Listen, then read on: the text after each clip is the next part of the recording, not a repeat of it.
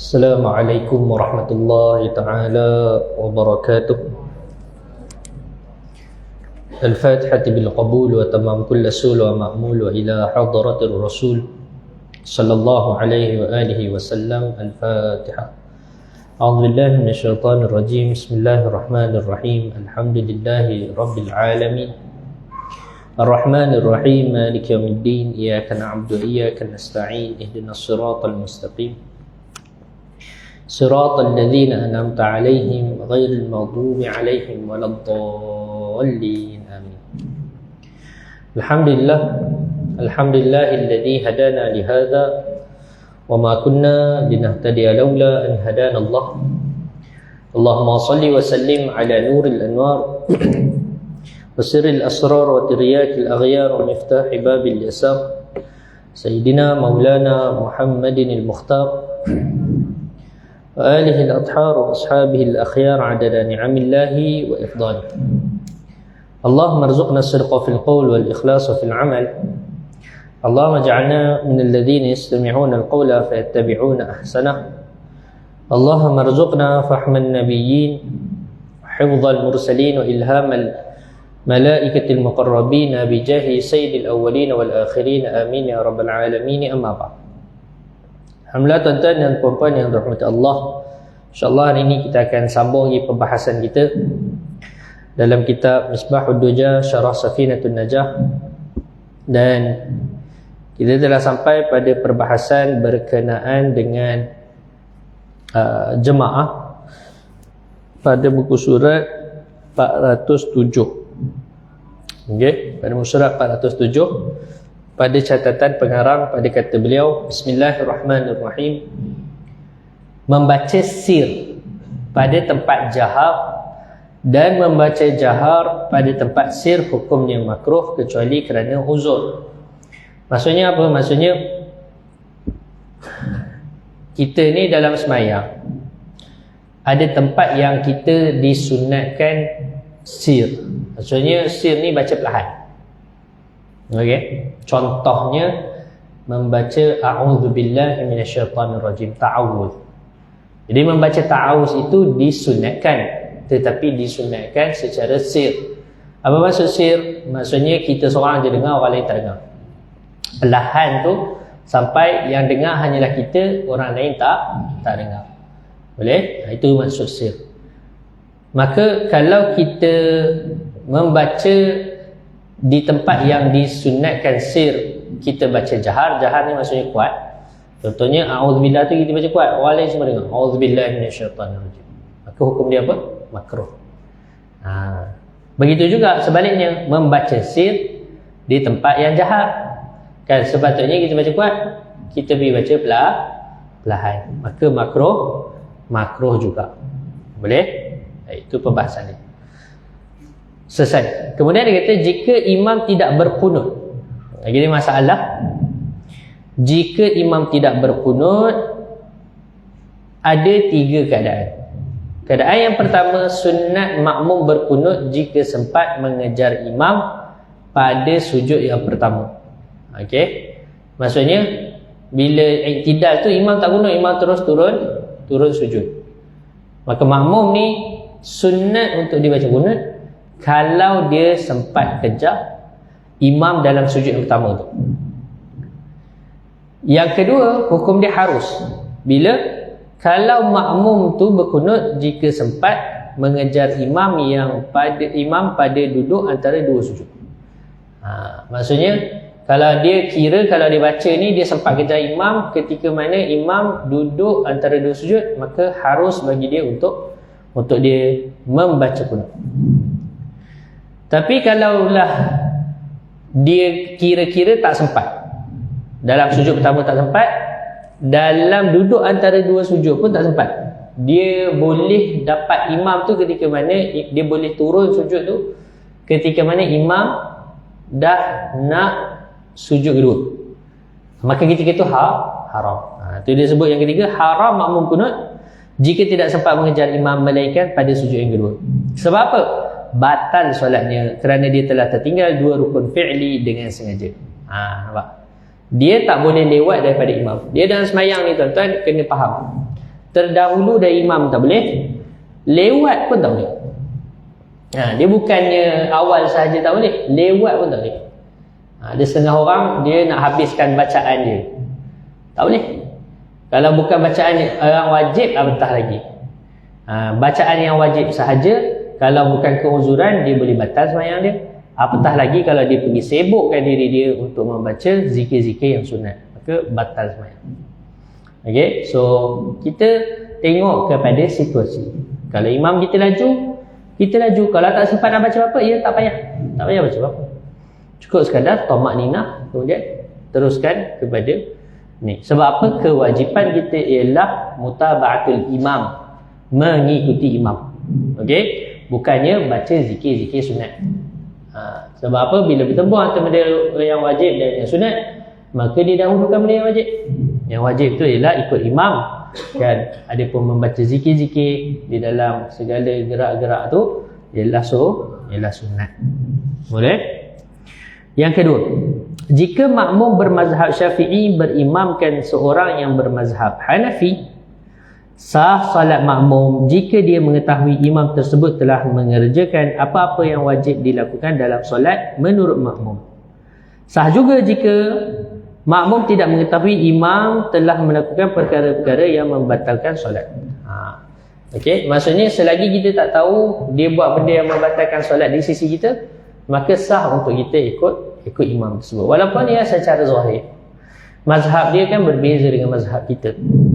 Okey? Maksudnya apa? Maksudnya contoh mazhab Hanafi dia tidak ada masalah untuk orang lelaki dengan orang perempuan bersentuhan. Maksudnya dia tak batal wuduk. Okey. Kita mazhab Syafi'i batal wuduk. Maka bila kita sembahyang dengan dia, boleh jadi tak sebelum dia sembahyang dia pegang isteri dia dan dia tak ambil wuduk. Kan boleh jadi. Tapi kan kita tak nampak. Kan itu isu dia. Sebab tu dia kata selagi mana kita tak tahu dia ada buat perkara yang membatalkan solat di sisi kita, membatalkan wuduk di sisi kita, maka solat itu sah. Dan tak perlu pun kita tanya kat dia, "Mam, tadi ada pegang bini tak?" Tak payah. Syariat tak suruh kita buat macam tu. Syariat tidak suruh kita buat sampai ke tahap itu.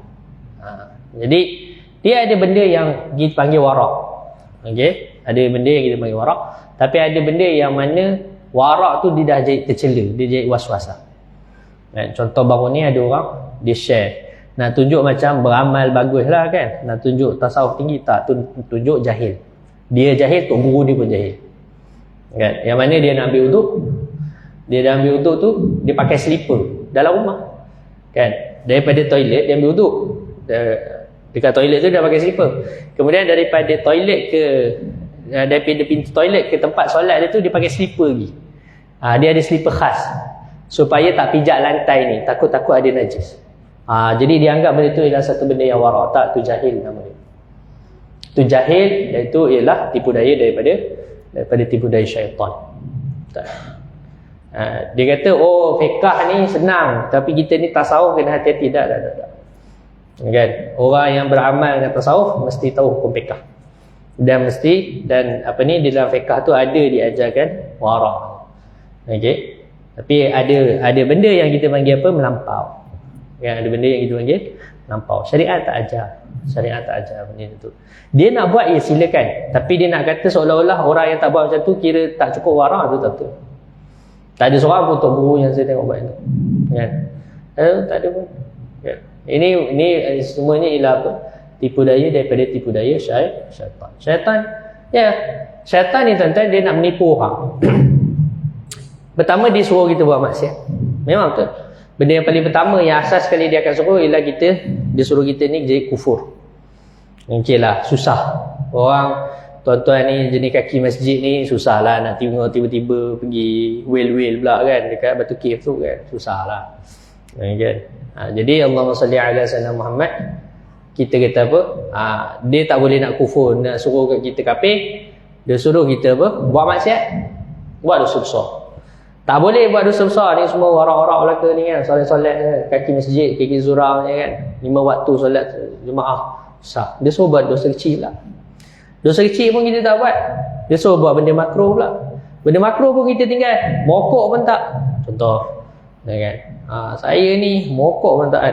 Sedut udara tu pun saya pilih oksigen mana yang ni kan. Amboi.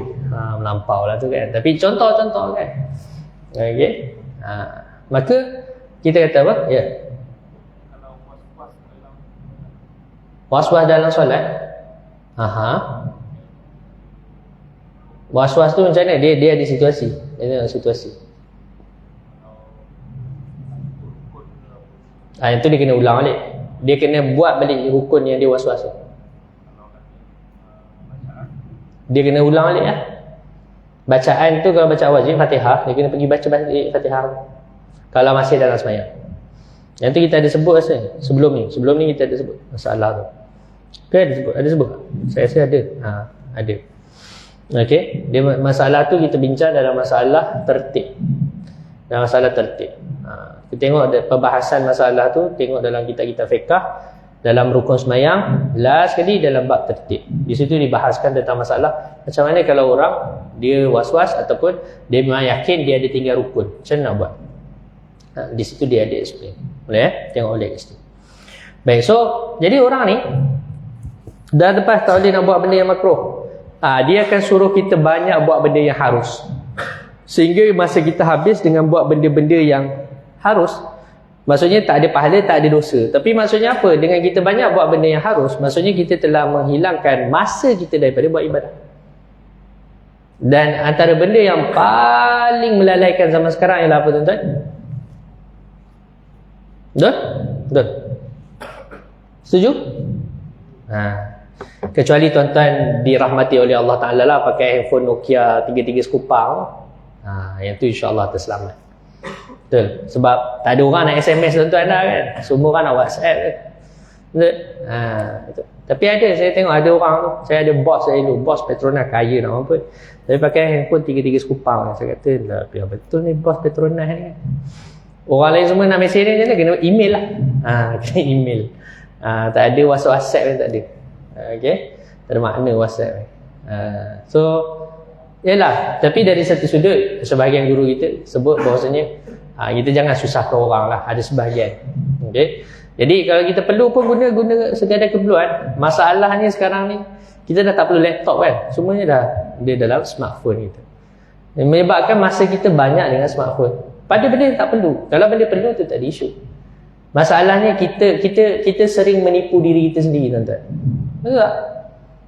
Tuan-tuan mungkin boleh kata, alah tapi saya guna untuk kerja Ustaz. Okey, berapa jam yang kita guna untuk kerja? Berapa jam yang kita guna untuk melarang? Scroll TikTok. Sekarang dah ada TikTok pula kan? Scroll TikTok, Instagram, betul? YouTube. Semua tu, khalas. Kita buang masa. Kalau tak ada dosa pun kat situ, kita buang masa. Daripada dulu kita boleh khatam Quran sehari, kita boleh sehari boleh baca 1 juzuk 2 juzuk, sekarang dah kurang. Betul tak? Jadi kita boleh semak diri kita sendiri. Itu tipu daya syaitan. Memang kita suruh kita buat maksiat, tapi kita mungkin berkurang amal. Tanya zaman dulu tuan-tuan, saya tengok sekarang trend orang sekarang pergi umrah mudah. Kan dah murah lah. Yalah, walaupun harga makin naik, tapi rasanya orang makin mampu. Okay? Orang makin mampu sebab itu boleh kata ramai lah orang pergi umrah kan. Ada orang yang tiap-tiap tahun pergi. Baru ni ada siapa tahu pergi weekend je pergi. Hari Jumaat pergi, Ahad dah balik. Amboi ganas tu kan, kaya lah, orang kaya. Tapi yalah, tiket bukan mahal pun tuan. Kan? Tiket bukan mahal. Kalau tuan-tuan naik Asia tu tiket 2,000 tu. Kalau tuan-tuan reti pergi sendirilah. Kan? 2,000 sampai. Kan? Campur apa? Apa tu? Visa 700. 2,700 dah sampai dah. Itikaf je lah kat masjid kan. Dah. Betul tak? Jadi maksudnya orang dah mampu kan. Tetapi masalahnya apa? Ini masalah bila orang mudah sangat, orang dah mula. Orang dulu tak tengok tuan-tuan penempatan. Tapi orang sekarang, kita duduk hotel mana? Kan? Orang sekarang dah tanya. Kalau bukan sofa saya tak nak pergi. Amboi, kan? Duduk jauh-jauh macam haji dah tak nak. Orang dulu duduk semua jauh-jauh, mana ada duduk dekat-dekat. Ya orang dulu duduk dekat pun rumah macam apa? Macam hostel je dulu kan. Jadi orang banyak masa kat masjid, sekarang orang banyak masa kat mana? Dekat kedai, dekat mall, cari makan kan. Ni tanah haram ni. Itu semua tipu daya syaitan. Tipu daya syaitan. Nak kata je. Betul? Gitu. So syaitan dia macam tu lah. Dia tak boleh, kita dah jaga benda yang harus kita dapat. Dia suruh kita buat amal ibadah pula. Nampak? Dia suruh kita buat amal ibadah, tetapi dengan apa? Amal yang menyebabkan kita ni tak dapat apa-apa pun dengan amal tu. Kan masalah. Betul? Dia kata, awak ni orang soleh ni, awak kena banyak beramal. Dia kata banyak beramal. Rupa-rupanya kita buat benda yang sunat. Ada banyak lagi benda wajib yang kita tak buat. Kan tu? Itu pun tipu daya syaitan juga. Kan contoh, ada orang dia ada kewajipan qada solat. Tapi dia kata, awak kalau nak berjaya kena banyak solat tahajud. Tak. Nak berjaya qada dulu solat tu. Itu tahu tipu daya syaitan. Berapa ramai orang tertipu dengan benda je. Nampak macam taat. Tapi sebenarnya apa? Sebenarnya jahil. Musibah. Sebab tu nak tak nak tuan-tuan, memang kena ngaji fiqh. Tak cukup, tak memadai sekadar ngaji tasawuf. Sebab tu guru-guru kita sangat jaga, terutama guru pondok kita sangat jaga. Bagi kemas tu, ilmu fiqh kita ni bagi kemas. Paling kurang kitab Jawi tu kita selesai. Matla'ul Badri, Sabilal Muhtadin, Bughyatul Tullab, tu dah selesai tu insya-Allah. Furu' masail kan. Dan baru kita masuk ke dalam, barulah mereka bagi kita masuk dalam tasawuf ni kan. Sebab apa? Takut orang tertipu lah. Baik, kemudian dia kata, jika makmum mazhab Syafi'i secara pasti tahu imam bermazhab Hanafi tidak membaca basmalah ketika membaca surah Al-Fatihah, solat makmum tidak sah. Itu jelas, solat makmum tidak sah. Okey. Jika seorang imam memberitahu kepada makmum selepas solat yang dirinya dalam keadaan hadas atau najis, maka solat makmum juga batal dan solat wajib diulang semula. Imam ni dia terlupa mandi wajib. Bangun-bangun pagi dia dah terlewat. Malam tadi dia bersama suami isteri. Bangun-bangun dah azan. Alamak, tak sempat dia pun terlupa. Dia nak mandi wajib, dia pun terus pergi. Dia terus pergi masjid ambil wuduk je. Terus pergi semayang. Dah lepas semayang dia rasa, apa yang tak buat? Lupa nak mandi. Kan, dah. Macam mana? So ketika itu dia tak perlu bagi tahu pun. Dia tak perlu bagi tahu. Sebab apa? Solat makmum sah. Tapi kalau dia bagi tahu, makmum wajib qada. Kalau dia bagi tahu, makmum wajib qada. Tapi dia tak ada kewajipan lah untuk bagi tahu kan. Sebab apa? Benda tu tersembunyi. Jika seorang imam memberitahu, dah selesai.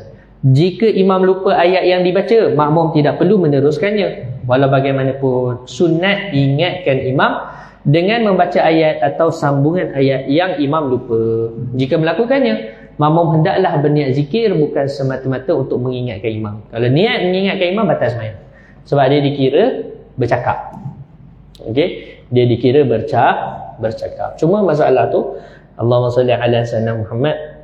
Ulama kita kata masalah ni antara masalah yang ghawamidul ilmu fiqh, yang masalah yang halus dalam ilmu fiqh, maka benda tu dimaafkan.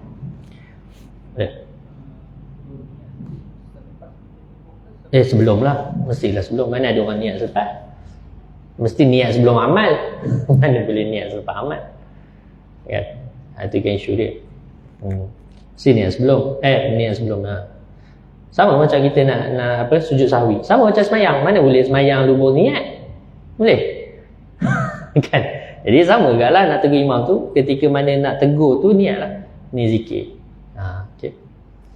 Jika makmum terlupa membaca surah Al-Fatihah dan teringat ketika rukuk, solat sah. Tetapi tidak boleh terus berdiri semula dan membaca Al-Fatihah. Tak boleh. Dia hendaklah mengikut semua perlakuan imam sehingga tahiyat akhir. Selepas salam barulah dia berdiri lagi untuk menambah satu lagi rakaat. Ni soalan tadi. Jadi kalau makmum dia was-was ataupun dia memang yakin dia tak baca Fatihah. Dia dah tengah sujud, tadi saya tak baca Fatihah lah, atau tadi saya baca tak Fatihah. Kalau solat sendiri atau dia imam, dia kena bangun dan terus baca Fatihah balik. Tetapi sebab dia makmum, dia tak boleh buat aturan solat dia sendiri, dia kena ikut imam. So sampai imam bagi salam, dia kena tambah satu rakaat. Itu dia punya cara dia. Jika makmum lambat membaca Al-Fatihah sedangkan imam sudah rukuk, dia hendaklah menyelesaikan bacaan Al-Fatihahnya. Dia kena selesaikan. Ini kalau dia lambat. lambat membaca Al-Fatihah tu maksudnya dia lambat yang natural. Maksudnya dia memang semula jadi lambat. Bukan sebab was-was. Dia memang secara semula jadi lambat. Okey, jadi orang yang semula jadi lambat, dia diuzurkan ketinggalan 3 rukun yang panjang. Jika imam meninggal dunia ketika mengimami solat, maka makmum tidak wajib mufaraqah. Dia hendaklah menunggu makmum lain yang akan menggantikan imam tersebut. Macam yang berlaku kat Indonesia itu. Kan baru minggu lepas kot. Kan minggu lepas. Saya minggu lepas balik Papan ke apa nama kawasan tu. Imam dia meninggal ketika tengah sujud. Jadi makmum belakang tu dia ganti. Kan? Boleh tak? Boleh. Teruskanlah sembahyang. Boleh, tak ada masalah. Kalau ada 2-3 orang yang batalkan pun tak ada masalah. Gila tu imam tu kan. Pun tak ada masalah. Boleh? Ketika solat fardu seorang diri, ada sekumpulan jemaah yang hendak solat berjemaah. Dia boleh memutuskannya di tengah-tengah solat dan memberi salam serta berniat solat itu menjadi solat sunat untuk mengikut jemaah tadi. Boleh. Maksudnya macam ni, contoh macam ni. Kita masuk masjid atau surau, kita masuk seorang-seorang, tengok tak ada orang. Jadi kita semayang. Tengah kita semayang tu, tiba-tiba kita tengok ada beberapa orang datang dan mereka buat jemaah, solat berjemaah. Jadi kita nak ikut diorang boleh tak? Boleh. Macam mana nak buat? Batalkan sembahyang kita. Tapi sebelum nak batalkan, niat kita tukar solat fardu kita ni jadi solat sunat. Tukar dulu jadi solat sunat, baru lagi dibatalkan. Sebab apa? Sebab solat wajib tak boleh dibatalkan. Okay? So tukar jadi solat sunat dulu. Solat sunat tak ada masalah untuk dibatalkan mengikut pendapat yang mu'tamad. Ya, walaupun ada ulama yang kata tak boleh juga, tetapi mengikut mu'tamad mazhab kata boleh. So kita batalkan, kemudian kita pergi. Dan kalau waktu tu kita tengah dalam keadaan duduk dan ni dah rakaat kedua, niat solat sunat, jadi buatlah solat sunat mutlak 2 rakaat, bagi salam, baca tahiyat, bagi salam, kemudian ikut imam tu. Okey, kalau kita tengah berdiri, batalkan je lah, tak ada masalah. Okey, kemudian jika seseorang solat sunat kemudian mendapati ada solat jemaah yang akan didirikan, dia boleh menyempurnakan solat sunatnya itu jika tidak bimbang ketinggalan untuk berjemaah. Jika bimbang, dia boleh membatalkan solat sunatnya dan mengikut jemaah tersebut. Ini kerana mendirikan solat berjemaah lebih baik daripada solat bersendirian. Kemudian tu penting solat jemaah. Sebab tu tadi saya dengar radio kan, bagus perkongsian daripada Pius Salman. Pius Salman dalam radio Zayan. Kalau tuan-tuan malas nak dengar Hakim, radio alternatif yang bagusnya Zayan lah. Zayan. Dia bawa Astro lah. Awal-awal dulu mengarut sikit, tapi ni nampak elok dah lah. Nampak elok lah sikit. Okay. Dia dah bagus sikit. Sebab dulu dia nak radio Islamik tapi moden. Radio Islamik tapi moden. Tapi sekarang alhamdulillah pengisian dia bagus. Pagi-pagi ada tadabbur Quran dengan Ustaz Gunawan, kan. Lepas tu ada cerita pasal akhir zaman dengan Dr. Amirul apa tak. Saya pun tak tahu. Bagus juga perkongsian dia kan. Cerita tentang sekarang ni tengah cerita tentang Imam Mahdi dan peperangan dunia ketiga macam itulah lebih kurang. Kemudian ada ada kita panggil apa, terjemahan Al-Quran kan. Masya-Allah, saya sukalah. Kita pun ini aku baca ni kan. Kita boleh follow benda tu. Nak baca sendiri malas kan. So orang tolong baca kan, okey lah tu kan. Membaca terjemahan. So antara slot dia tu ialah slot hadis kan. Hadis tu dibawa oleh guru saya lah, Pius Salman. So tadi saya dengar dia cerita pasal apa? Dia cerita pasal ada orang hadis Nabi kata siapa yang mana dia bersiap-siap daripada rumah dia ambil wuduk, dia pergi ke masjid. Jadi kalau dia pergi sampai-sampai tu orang dah habis solat jemaah. Kan? Orang dah habis solat jemaah, maka dia tetap akan dapat pahala solat jemaah juga. Kan? Walaupun dia lepas tu solat seorang. Jadi sebab apa? Sebab dia dah niat. Kan? Sebab dia dah niat. Mana ada orang niat datang masjid supaya dapat solat seorang-seorang? Mana ada? Ambil solat kat rumah kan, apa benar-benar. Jadi of course lah dia pergi ke masjid surau dengan niat nak solat jemaah. Maka niat dia tu diterima dan dikira oleh Allah Subhanahu Wa Taala. So tak apalah tu nak bagi tahu tentang besarlah fadilat solat jemaah ni kan. So jangan tinggal lah. Baik, kemudian dia kata selepas saf pertama, saf yang paling afdal adalah saf kanan, bukan saf kiri. Itu jelas lah. Yang ke-12, berimam dengan imam yang was-was adalah makruh tetapi solat sah. Jangan jadi makmum kepada imam yang was-was. Letih kan. Saya kenal lah 2-3 orang yang mana was-was ni kan, tapi tak pernah lah jadi imam kan. Sebab kalau kita ada dia suruh kita imam lah. Tapi Allah kesian tengok. Kita ni dah rakaat keempat, dia rakaat pertama tak habis. Dia masukkan kita rakaat sama-sama. Maksudnya kita solat sama-sama lah. Kan? Tapi maksudnya dia ikut aturan kita semua. Tapi kita dah bagi salam, dia tambah 4 rakaat lagi. Sebab dia tak baca Fatihah rakaat pertama tu, dia tak baca. Dan setiap rakaat tu tak tahulah dia tak baca ke apa, wallahu alam lah kan. Jadi dia memang tambah 4 rakaat. So sekali sembahyang tu 8 rakaat. Ya haula wala quwwata illa billah. Saya kata, teruk tu yang punya ni kan. Dia tak kira masuk tandas berjam-jam tu. So saya selalu macam tu lah. Sebelum masuk tandas, bagi aku masuk tandas dulu. Kita nak tunggu dia masuk tandas, kan, alamat lah, payah. So susah lah kan, orang yang was-was ni. Baik, turutan imam yang paling layak untuk mengimamkan solat. Okey, siapa orang yang paling layak? Orang yang paling layak menjadi imam ialah pemimpin. Pemimpin di sini dia buat kurungan pemimpin yang baik. Sebenarnya dia secara mutlak, selagi dia pemimpin, maksudnya kalau datang Datuk Seri Anwar Ibrahim, dia dah jadi imam. Ataupun kalau Agung dah jadi imam. Okey, tu dia sebab dia ketua. Okey. Ada pun orang lain? Tak. Pemimpin boleh menunjuk orang yang berhak menjadi imam walaupun di situ bukan kawasan miliknya. Tapi sebab dia pemimpin, dia berhak. Yang kedua ialah siapa? Yang kedua ialah pemilik rumah atau rumah yang dipinjamkan atau disewakan atau diwakafkan atau diwasiatkan. Pemilik dia. Dia pula boleh menunjuk orang lain untuk menjadi imam walau bagaimanapun orang yang memberi pinjaman rumah itu lebih berhak menjadi imam. Tuan lebih baik daripada budaknya yang mukatab. Okey, maksudnya kalau kita pergi rumah orang, yang afdal siapa? Tuan rumah jadi imam. Itu maksud dia. Kecuali dia kata, tak apa, sila ustaz. Walaupun ada ustaz kat situ, ustaz tu tetap tak afdal. Afdal tuan rumah. Okey, tapi tuan rumah tu sedarlah diri kan. Maksudnya kalau awak tu tak reti baca, kan, suruhlah untuk imam yang lead sembahyang tu. Tapi kalau awak pun qori, tak apalah. Okay. Kalau tak qori pun, paling kurang kalau dia punya solat bacaan dia betul, dia afdal imam. Okey. Kemudian yang ketiga, imam ratib yang bertugas rutin lebih berhak selain daripada pemimpin. Maksudnya kalau macam surau ni, kan, kita ada imam rasmi kan. Ada imam rasmi ustaz, kan, kita punya imam kita. So yang tu memang lebih afdal. Walaupun datang ulama besar, walaupun datang Habib Umar ke, datang Syekh Ali Jumaah ke, mufti ke, apa ke, semua tu tak layak. Bukan tak layak, maksudnya tak afdal. Afdalnya ialah imam ratib.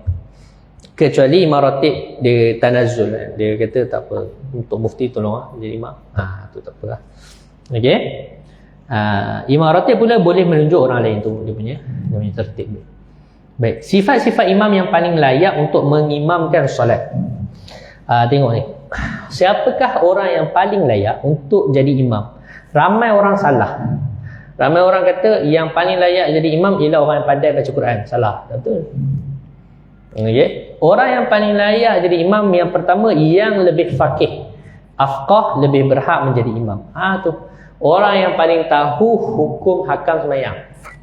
Okey, faqih ni maksudnya dia tahu hukum hakam lah, khususnya hukum hakam sembahyang. Boleh? So dialah orang yang lebih berhak. Sebab itu kalau kita tengok di dalam Allahumma salli ala sayyidina Muhammad, di dalam sejarah para sahabat, ketika mana Nabi SAW tak larat jadi imam, Nabi suruh siapa? Nabi suruh Sayyidina Abu Bakar. Sebab Sayyidina Abu Bakar ialah orang yang lebih faqih daripada sahabat ini. Sedangkan sahabat-sahabat qari ni ramai.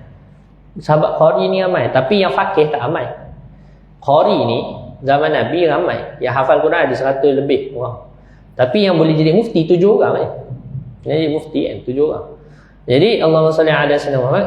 Jadi contoh orang yang mahir Quran siapa? Sayyidina Zaid bin Sabit. Ini seorang yang memang dia tu penulis Al-Quran dan dia jugalah orang yang menghimpunkan Al-Quran jadi mazhab tu. Dia lah Sayyidina Zaid bin Sabit kan. Dan Nabi tak suruh dia. Nabi suruh siapa? Nabi suruh Sayyidina Abu Bakar. Walaupun Sayyidatina Aisyah kata, ya Rasulullah, kan, ayah saya ni hati dia lembut, kalau Tuan suruh dia jadi imam nanti dia nangis-nangis. Kan, sedih Nabi sakit kan. Nabi kata tak ada. Suruh dia jadi imam juga. Banyak kali Nabi pengsan, Nabi sedar, Nabi suruh Sayyidina Abu Bakar jadi imam. Nabi pengsan, Nabi sedar balik, Nabi suruh Sayyidina Abu Bakar juga jadi imam. Kan? Jadi Sayyidina Abu Bakar jadi imam sampailah apa ni Nabi wafat kan. Okey. So itu. Pertama yang paling faqih. Okey, orang yang tahu hukum-hukum agama. Dengan catatan lah, maksudnya dia punya bacaan tu dia bukan orang yang ummi. Kalau dia orang ummi, faqih je tak guna. Maksudnya dia mestilah bukan orang ummi. Yang kedua, yang lebih baik bacaan Al-Quran, aqra. Barulah orang yang lebih baik bacaan Al-Quran dia. Macam imam kita tadi kan, masya-Allah kan bacaan dia. Kita menghayati lah, walaupun panjang kita tak kisah kan. Kita masya-Allah kita rasa macam dah syurga kan. Dengar bacaan Quran. So, kalau jadi solat tarawih tu kan, tak ada masalah panjang-panjang pun kan. Okey. Itu orang yang lebih baik bacaan dia, dan dia tak semestinya berlagu tuan-tuan kan. Ada sebahagian guru-guru kita baca tak lagu pun, tetapi bacaan dia tu kita boleh hayati. Bacaan dia tu tepat kan. Contoh macam Syekh, macam apa ni? Siapa tu? Allahumma salli ala sayyidina Syekh Mahmud Khalil Khusari kan. Syekh Mahmud Khalil Khusari bukan dia lagu sangat pun. Kan, tetapi bacaan dia tu tepat kan. Bacaan dia tu fasahah dia, makhraj dia, sifat dia semua cukup. Jadi kita layanlah bacaan dia tu kan, masya-Allah. Kan kita seronok. Yang ketiga yang lebih zuhud. Kadang-kadang orang lebih suka lagu kan. Tu masalah. Saya tak minat kan. Contoh ni bukan nak kritik, tetapi macam itulah. Siapa yang ahli Quran dia faham. Dia akan ambil ulama-ulama Syria dan ulama-ulama Mesir biasanya lah untuk jadikan rujukan. Tak ambil ulama Saudi. Ulama Saudi betul bacaan dia berlagu semua sedap kan.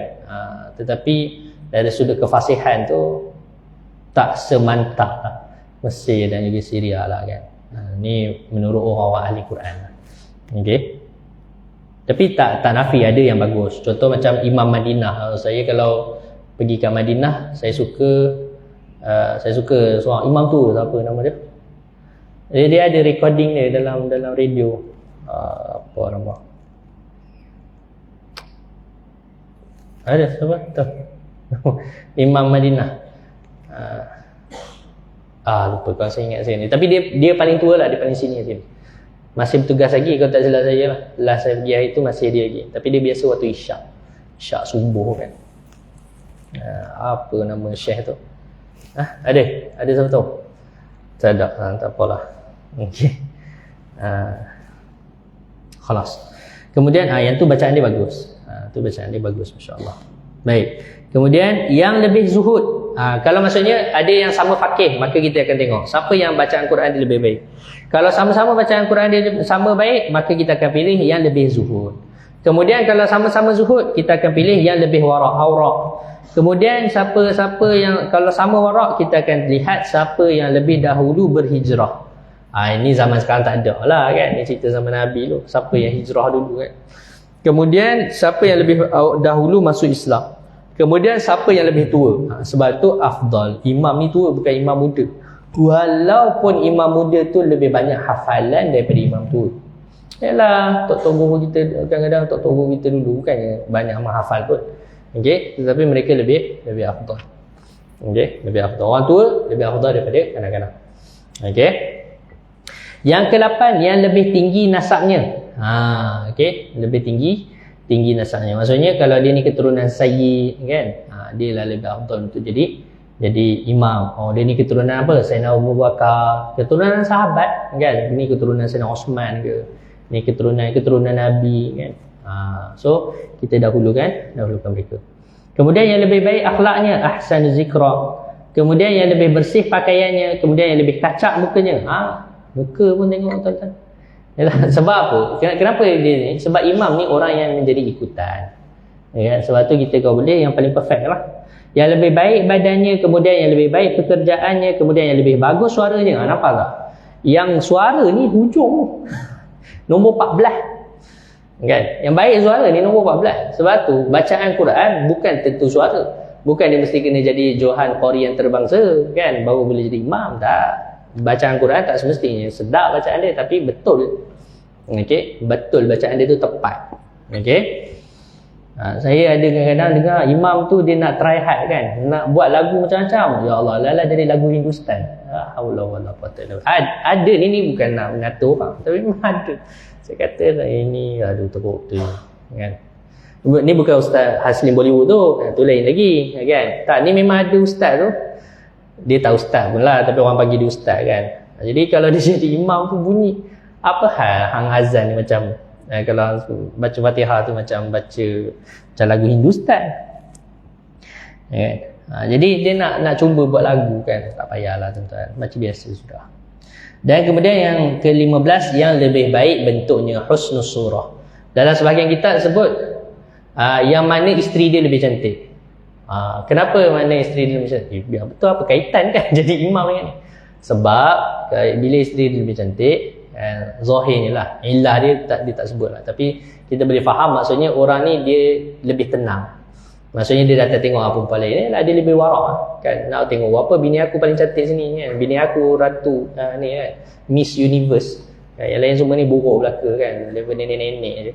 So dia tak tengok maka dia punya agama tu lebih terjaga. Tu point dia. Okey. Jika semua sama, hendaklah dilakukan undian. Pernah ada orang buat undian nak jadi imam. Pernah berlaku tuan-tuan dalam sejarah Islam dekat Mesir dulu. Ada satu zaman tu, waktu tu berhimpun, ulama-ulama berhimpun kan. Berhimpun. Jadi ketika mana perhimpunan tu, waktu tu berhimpun sebab apa? Sebab ada satu masjid tu imam dia meninggal. Di Mesir, imam dia meninggal.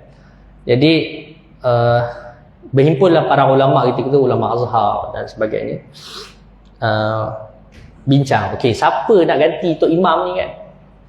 Jadi dia orang kata mestilah orang yang paling tahulah hukum, paling tahulah tentang semayang kan, ataupun orang yang paling qari ke apa kan. Jadi dia orang bincang macam mana ni kan. Jadi time tu nak kebetulan time tu ada seorang habaib daripada Yaman, dia datang sampai. Maka dia pun kata, orang semua tak kenal dia. Sebab dia baru sampai, dia daripada Al-Aidrus kan, Al-Aidrus. Dia pun kata orang yang layak jadi imam ni ialah orang yang mengetahui 600 sunat-sunat dalam sembahyang. Orang yang mana dia mengetahui daripada mula sembahyang sampai habis sembahyang ni 600 sunat dia. Jadi ulama lain semua kata, ish, ada korang macam tu, ni syarat ni susah ni. Syarat ni susah ni kan. Ini siapa yang tahu ni kan. Jadi ni, awak tahu ke? Saya tahulah. saya tahu. Kan, saya tahu perkara tersebut. Maka dia pun tunjuk lah. Dia sebut satu sampai habis. Maka orang kata subhanallah kan, ini benda yang rare. Dan orang yang tahu benda ni memang dia ni orang yang faqih. Kan, dan dia jadi imam. Okey, dan benda tu masyhur. Benda tu ada disebut oleh Imam Ibn Khuzaimah dalam kitab dia khusus bab tentang sunat-sunat solat. Ada dalam kitab hadis. Okey, so subhanallah lah. Yang 600 tu saya tak jumpa, tapi yang ada ditulis oleh seorang ulama Yaman dan meninggal dah 500 sunat dalam solat. Dan kitab tu dah diterjemahkan dalam bahasa Melayu oleh sahabat saya, Ustaz Syafiq Syabuddin. Dia ada terjemah, boleh carilah. Saya rasa kat Shopee ada kot. Wallahualam, boleh try tengok ya. 500 sunat dalam sembahyang. 500 sunat berkaitan sembahyang. Okay. Alright, so itu dia. Orang yang layaknya untuk jadi imam, itulah. So sebab itu nak interview imam, tengok dia tu tahu hukum hakam tentang sembahyang. Macam tu. Dan paling tidak ni pun satu benda yang bagus juga tuan-tuan. Ialah apa, imam-imam, saya bukan kata imam sini kan. Kalau tempat-tempat lain kan, kalau orang tanya kita dan sebagainya, bagus kita buat imam tu sentiasa tambah ilmu. Macam saya suka pergi dekat satu masjid ni dekat Putra Hai kan, tak jauh kan, Putra Hai. Masjid Putra Hai tu saya mengajar kuliah duha dia semalam. Dan imam-imam dia tiap-tiap minggu belajar Al-Quran. Imam dan semua staf masjid lah, imam dan Bilal tu semuanya belajar Quran. Dia belajar dengan Tan Sri Ismail, bekas imam besar Masjid Negara. Okay. Memang tiap-tiap minggu belajar. Jadi Tan Sri Ismail ajarlah ngaji Quran kan. Super betul kan. Sebab kadang-kadang kita rasa kita ni dah betul kan. Tapi sebenarnya masih ada benda yang boleh diperbaiki lah. So jangan rasa selesa, tambah kita muda lagi kan. Atas saya sendiri pun mengaji juga, belajar Quran lagi kan. Bukan kita tak reti, tapi kita tahu ada benda yang kita boleh improve, so belajarlah. Paling kurang kita tambah qiraat ke apa kan. Itu pun satu benda yang baik tuan-tuan. Boleh So itu saja daripada saya. Jazakumullah khairan. InsyaAllah kita jumpa lagi pada bulan hadapan insyaAllah, kalau tak ada arah menintang. Wallahu ta'ala ala wa ala sallallahu ala sayyidina Muhammad wa ala alihi wasallam. Assalamualaikum warahmatullahi taala wabarakatuh.